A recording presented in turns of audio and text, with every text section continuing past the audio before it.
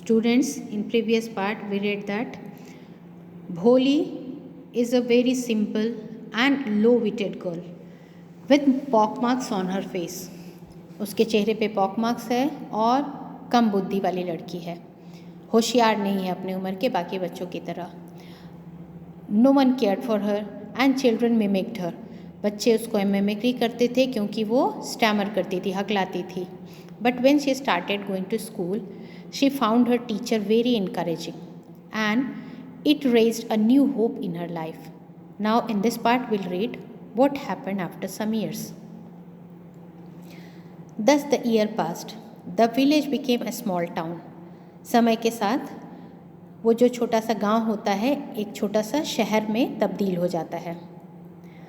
The little primary school became a high school. और छोटा सा जो प्राइमरी स्कूल था जिसमें भोली ने अपनी एजुकेशन स्टार्ट की थी वो एक हाई स्कूल के रूप में फॉर्म हो जाता है. There were now a cinema and under a tin shed and a cotton ginning mill. वहाँ पे अब एक सिनेमा हॉल खुल गया था जो कि टिन शेड के नीचे पिक्चर्स दिखाई जाती थी और कॉटन जीनिंग मिल था. Ginning here means ginning is a process of separating seeds from the cotton fiber, raw cotton fiber. Raw cotton fibre में से जो सीड सेपरेट करते हैं उसके बीज अलग करते हैं, उस प्रोसेस को जिनिंग कहते हैं. तो वहाँ पे जिनिंग के लिए मिल भी खुल गए थे उस गांव में. Mail train began to stop at their railway station. और मेल ट्रेन्स जो थे वो उनके रेलवे स्टेशन पे रुकने लगे थे. One night after dinner Ramlal said to his wife, then shall I accept Bishambar's proposal. Now who is Bishambar? Bishambar is a grocer that will read further. Ramlal क्या कहता है, एक रात में डिनर के बाद अपनी वाइफ से कहता है कि क्या मुझे बिशंबर का प्रपोजल एक्सेप्ट कर लेना चाहिए. Yes certainly, his wife said. हाँ बेशक, उसकी वाइफ कहती है. Bholi will be lucky to get such a well to do bridegroom. और भोली लकी होगी, भाग्यशाली होगी. इतना well to do means prosper और rich. Well to do, prosperous और रिच. इतना अच्छा समृद्ध परिवार को पाके, एक समृद्ध रिच, इतने अमीर दूल्हे को पाके भोली बहुत ही ज़्यादा लकी होगी. A big shop, a house of his own and I hear several thousands in the bank. कहती है कि बहुत बड़ा उसका घर है, एक बड़ा सा उसके पास शॉप भी है और मैंने सुना है कि काफ़ी थाउजेंड्स, बहुत सारे पैसे उसने बैंक में भी जमा कर रखे हैं. More over he is not asking for any dowry. और इससे ऊपर सबसे बढ़ के वो कोई भी डाउरी या दहेज नहीं मांग रहा है.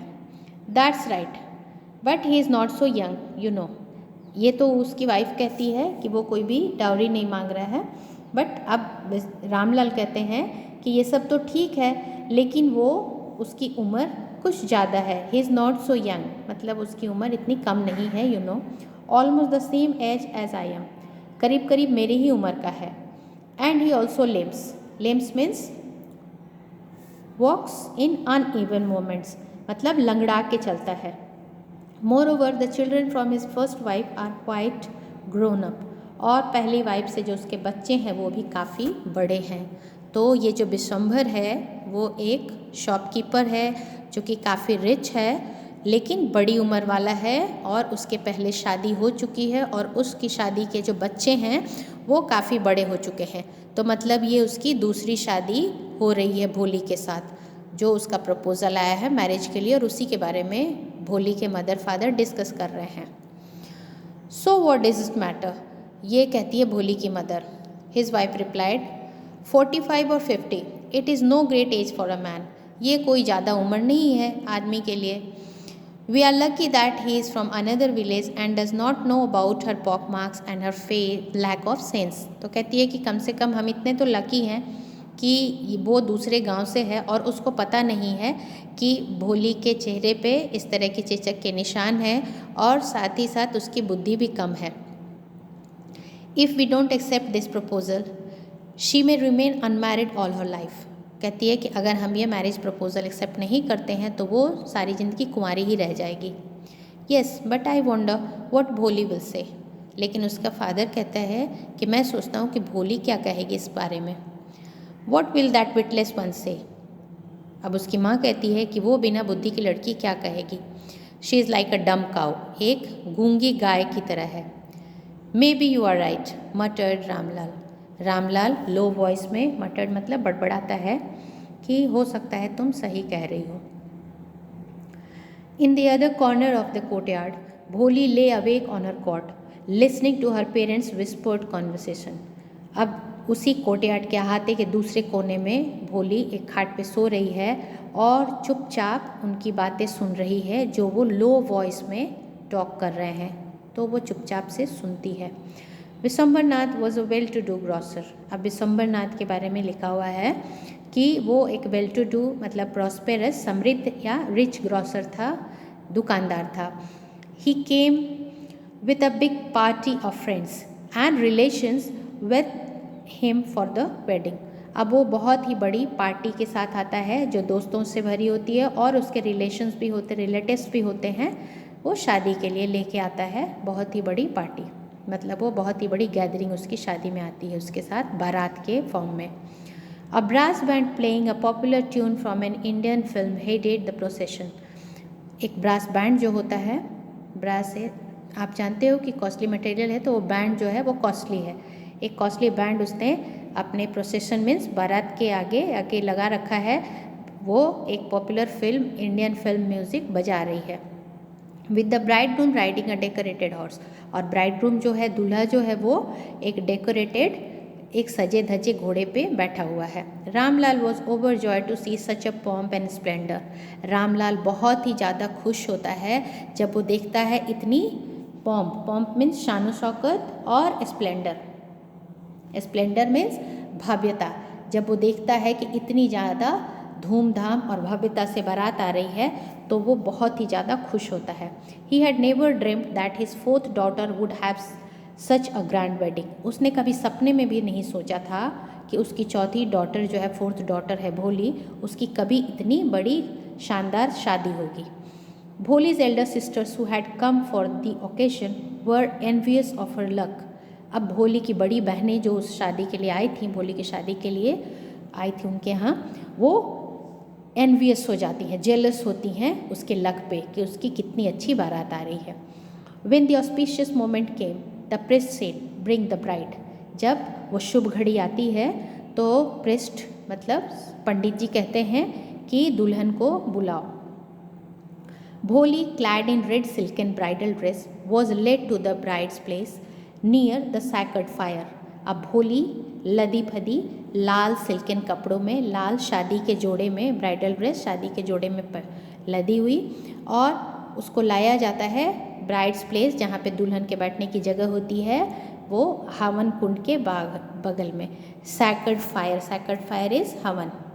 होली, सैक्रेड मीन्स होली, तो वो जो आग के समय होली फायर बर्न करते हैं, मतलब हवन कुंड होती है, उसके बगल में भोली को लाया जाता है। Girl and the bride, one of his friends prompted Vishambharnath. एक उसके फ्रेंड प्रॉम्प्ट करते हैं, मीन्स रिमाइंड करते हैं, बताते हैं विशंभर को कि दुल्हन के गले में माला डालो। Garland means Mala.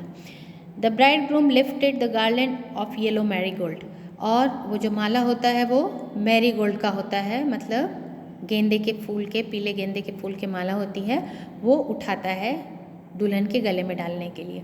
A woman slipped back the silken well from the bride's face, और एक वुमेन, गांव की औरतें जो होती हैं, दे आर जेलस, वो इतने अच्छे बारात को देख के जलन के मारे वो चाहती हैं कि भोली की शादी किसी तरह से टूट जाए, तो वो उसके घूंघट को पीछे खींच देती हैं, भोली का चेहरा दिखने लगता है।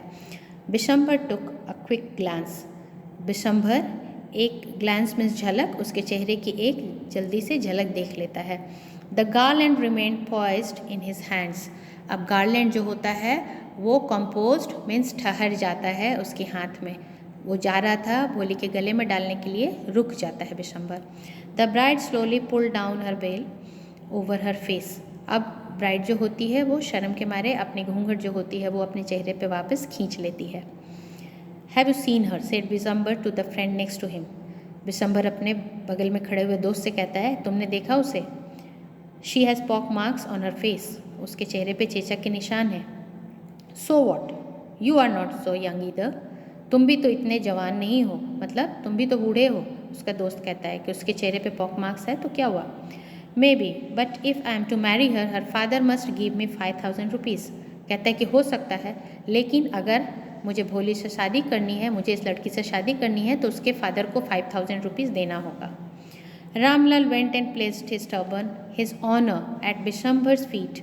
अब रामलाल आगे बढ़ते हैं और अपना turban is a long scarf that is wrapped around one's head, जो बांधते हैं, पगड़ी जिसको कहते हैं, तो वो किसी के सम्मान का प्रतीक होता है। तो जो रामलाल की पगड़ी होती है उनके सम्मान की प्रतीक, वो जाके बिशंभर के पैरों में रख देते हैं। डू नॉट ह्यूमिलिएट मी सो, कहते हैं कि तुम मुझे इतना नीचा मत दिखाओ। टेक 2000 रुपीज़, और 2000 रुपये आप ले लो। नो 5000 और we go back, keep your daughter. कहता है कि नहीं, 5000 से कम नहीं, नहीं तो हम वापस चले जाएंगे और आप अपनी बेटी को अपने पास रखो। Be a little considerate please, वो कहते हैं कि कृपया थोड़े काइंड बनो। कंसिडरेट मीन्स काइंड और जेनरस। शो योर काइंडनेस, वो कहते हैं if you go back I can never show my face in the village. कहते हैं कि अगर आप वापस चले जाओगे तो मैं कभी भी अपना चेहरा गांव में नहीं दिखा पाऊंगा। देन आउट विथ 5000, तो 5000 निकालो। Tears streaming down his face, Ramlal went in, opened the safe and counted out the notes. अब आँखों से आंसू बह रहे हैं, रामलाल अंदर जाते हैं, अपना सेफ अलमीरा लॉकर जहाँ पे पैसे रखते हैं उसको खोलते हैं और उसमें से नोट्स निकाल के काउंट करते हैं। He place the bundle at the bridegroom's feet, और वो नोट की बंडल जो होती है वो ब्राइड ग्रूम के पैरों में ले आके रख देते हैं 5000। बच्चों, ये पुरानी कहानी है, उस समय 5000 was more than today's value. उस समय 5000 की काफ़ी वैल्यू थी। On Bishambar's greedy face appeared a triumphant smile, Bishambar के लालची चेहरे पे एक विजय की मुस्कान आ जाती है। He had gambled and won, उसने एक दाव लगाया था, जुआ खेला था, मतलब took a chance. Gamble means he had taken a chance,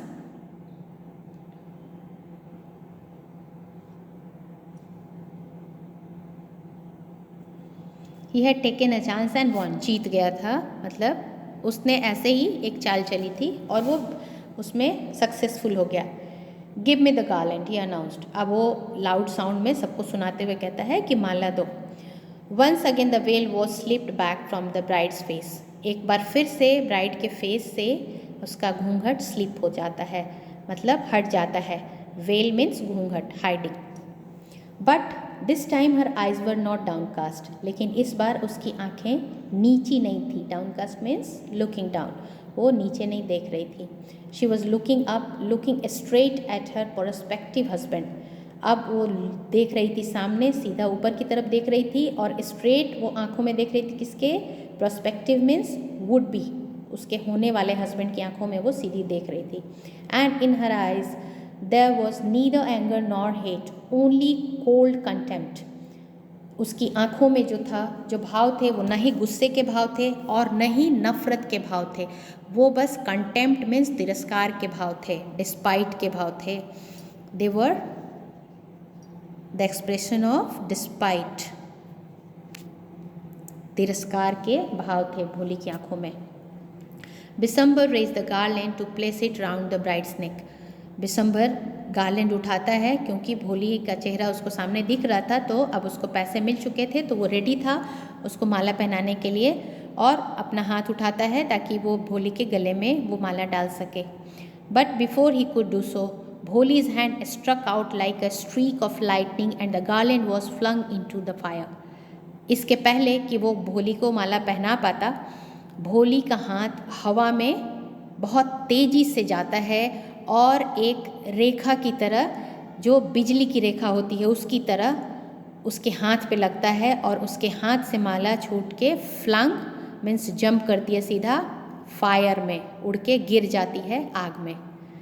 she got up and through away the well, अब भोली अपनी जगह से उठ के खड़ी हो जाती है और अपना आंचल हटा लेती है पूरी तरह से। पिताजी, सेड भोली इन अ क्लियर लाउड वॉइस, अब वो अपने फादर को एड्रेस करती है। And her father, mother, sister, brother, relations and neighbors were startled to hear her speak without even the slightest stammer. अब उसके बाकी जो रिलेटिव्स थे, फ्रेंड्स थे, ब्रदर, सब नेबर्स, सब लोग स्टार्टल्ड थे। स्टार्टल्ड मीन्स सरप्राइज्ड, ये सुन के कि भोली बिल्कुल भी बिना स्टैमरिंग के, बिना हकलाए, इतना क्लियर आवाज़ में बोल पा रही थी। पिताजी, take back your money, I am not going to marry this man. कहती है कि अपने पैसे वापस ले लो, मैं इस आदमी से शादी नहीं करूँगी। Ramlal was thunderstruck. अब रामलाल जो था वो डम्बफाउंडेड था, बिल्कुल बहुत चक्का रह गया था। The guest began to whisper, और गेस्ट जो थे वो धीमी आवाज़ में फुसफुसाहट उनमें शुरू हो गई थी। सो शेमलेस, कितनी बेशरम, सो अगली एंड सो शेमलेस, इतनी बदसूरत और इतनी बेशरम, वो भोली को कह रहे थे सब। Bholi, are you crazy, shouted Ramlal. Ramlal चिल्लाते हैं, क्या तुम पागल हो गई हो? You want to disgrace your family, तुम अपनी फैमिली को डिसग्रेस, डिसऑनर करना चाहती हो, नीचा दिखाना चाहती हो, अपमान देना चाहती हो। Have some regard for our izzat, कम से कम हमारी इज्जत का कुछ रिस्पेक्ट करो, तुम अपनी फैमिली को लज्जित मत करो। For the sake of your izzat, आपकी इज्जत के लिए, said Bholi, I was willing to marry this lame old man, इस लंगड़े और बूढ़े आदमी के साथ शादी करने के लिए मैं तैयार हो गई थी। But I will not have such a mean, greedy, contemptible coward as my husband, लेकिन मुझे इतना नीच और लालची और तिरस्कृत और कायर ऐसा मुझे हस्बैंड नहीं चाहिए, ऐसा आदमी मुझे हस्बैंड के फॉर्म में नहीं चाहिए, ऐसे आदमी को मैं अपना हस्बैंड बनाना नहीं चाहती, नहीं बनाऊंगी, नहीं करूंगी, नहीं करूंगी, आई वोंट नहीं करूंगी, इससे शादी। भोली मना कर देती है सीधा। व्हाट अ सेमलिश गर्ल, कितनी बेशरम लड़की है। We all thought she was harmless dumb cow, हम सब ने तो सोचा था कि वो निसहाय और गूंगी गाय है जो किसी को नुकसान नहीं पहुंचा सकती। भोली turn violently on the old woman, और भोली मुड़ती है फियर्सली, बहुत भयानक फॉर्म लेके, उसके अंदर बहुत ही ज़्यादा एंगर होता है उस बूढ़ी औरत की तरफ। Yes aunty, you are right, आप सही कह रहे हो। You all thought I was a dumb driven cow, आप सब ने सोचा कि मैं एक गूंगी गाय हूँ। That's why you wanted to hand me over to this heartless creature, और इसलिए आप लोग मुझे हैंड ओवर कर देना चाहते थे इस क्रूअल क्रिएचर, इस क्रूअल जीव के हाथों। हार्टलेस हियर मीन्स निष्ठुर या निर्दयी आप कह सकते हो, निष्ठुर जीव के साथ मुझे बांध देना चाहते थे। बट नाउ द डम काउ, अब जो ये गूंगी गाय है, द स्टैमरिंग फूल, जो हकलाने वाली बेवकूफ़ है, इज स्पीकिंग, बोल पा रही है। Do you want to hear more, आपको और कुछ सुनना है? Bishambar Nath the grocer started to go back with his party, अब बिशंबर को पता चल गया कि शादी तो नहीं होने वाली है, भोली ने मना कर दिया था, तो वो अपनी बारात के साथ वापस जाने लगा। The confused bandsman thought this was the end of the ceremony and struck up a closing song, तो जो बाराती होते हैं, जो बाजे वाले होते हैं, बैंड्समैन होते हैं, उनको ये लगता है कि अब बारात लौट रही है, और वो कन्फ्यूज्ड हैं, वो श्योर नहीं है कि शादी ख़त्म हो गई कि अभी पूरी हो गई या बीच में रुक गई, तो उनको डाउट है क्योंकि उन्होंने पैसा लिया है, तो उन्हें तो बाजा बजाना है, तो उनको ये लगता है कि मैरिज ख़त्म हो गई, बस वो धुन बजाने लग जाते हैं, बाजा बजाने लग जाते हैं। Ramlal stood rooted on the ground, rooted to the ground, Ramlal खड़ा रह जाता है ज़मीन में गड़ा हुआ। His head bowed low with the weight of grief and shame, उसका सर नीचे झुका हुआ है दुख से और शर्म से। The flames of sacred fire slowly died down, और सैक्रेड फायर, उस हवन कुंड की अग्नि धीरे धीरे बुझ जाती है। एवरीवन वाज गॉन, सब लोग वहाँ से चले जाते हैं। Ramlal turn to Bholi and said, but what about you, no one will ever marry you now, what shall we do with you, कहता है कि अब तुम्हारा क्या होगा, अब तुम्हारी शादी, तुमसे तो कोई भी शादी नहीं करेगा, हम तुम्हारा क्या करेंगे, हम क्या कर पाएंगे तुम्हारे साथ, वॉट शैल वी, हम तुम्हारा क्या करें। And Sulekha said in voice that was काम एंड स्टडी, अब सुलेखा बोलती है एक आवाज़ में जो कि बहुत शांत है और स्थिर है। Don't you worry pitaji, in your old age I will serve you and mother and I will teach in the same school where I learn so much, isn't that right ma'am. अब वो कहती है कि आपकी को चिंता करने की ज़रूरत नहीं है पिताजी, जब आप बूढ़े होगे तो मैं आपकी और माँ की सेवा करूँगी और उसी स्कूल में पढ़ाऊँगी जहाँ मैंने इतना सारा कुछ सीखा है। मैं ठीक कर रही हूँ ना मैडम, वो अपनी मैम से पूछती है कि राइट है ना ma'am. The teacher had all along stood in a corner watching the drama. पूरे समय उसकी जो टीचर थी वो किनारे खड़ी थी और ये ड्रामा देख रही थी। येस भोली, ऑफ कोर्स, बेशक भोली, वो कहती है।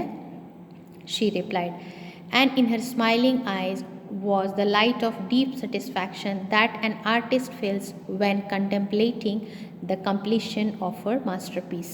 और उसकी आँखों में, मुस्कुराती हुई आँखों में वो चमक थी संतुष्टि की, जो एक आर्टिस्ट अपने आर्ट को पूरा करने के बाद, एक कलाकार जब अपनी उत्कृष्ट सर्वोत्तम कलाकृति बनाता है और उसको विचारमग्न होकर देखता है, तो उस समय जो उसकी आँखों में चमक होती है संतुष्टि की, वही उस समय टीचर की आंखों में चमक थी, क्योंकि वो देख पा रही थी कि she was the reason who has transformed Bholi's life. वही रीज़न थी जिन्होंने ट्रांसफॉर्म कर दिया था भोली की ज़िंदगी को, बदल दिया था। आज भोली अपने लिए स्टैंड ले पा रही थी और अपना डिसीज़न खुद ले पा रही थी, लोगों के सामने बोल पा रही थी। She had got confidence because of her teacher. So this is all about भोली।